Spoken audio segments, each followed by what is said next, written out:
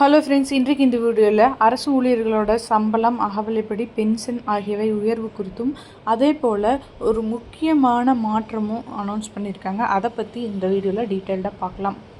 அரசு ஊழியர்களுக்கு ஒவ்வொரு 6 மாதத்திற்கு ஒரு முறையும் அகவிலைப்படி உயர்வானது அறிவிக்கப்பட்டு வருகிறது.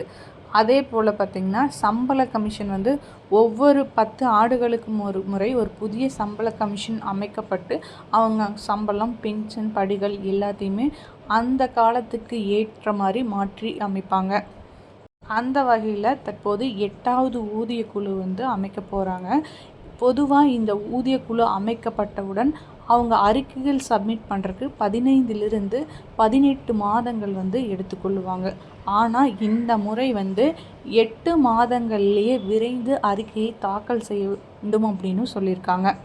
இதனால் 2026லேயே இந்த குழுவானது அமைக்கப்பட்டு சீக்கிரமாகவே இந்த 8வது சம்பள கமிஷனோட அறிவிப்புகள் வெளியாகும் அப்படின்னு எதிர்பார்க்கப்படுகிறது. அதோடு சேர்த்து பார்த்திங்கன்னா நிலுவைத் தொகை 2026 ஜனவரி மாதத்திலிருந்தே கால்குலேட் பண்ணப்படும். இதனால் சம்பளம், ஓய்வூதியம், படிகள் அனைத்துமே அதிகரிக்கப்படும் அப்படின்னு சொல்லியிருக்காங்க.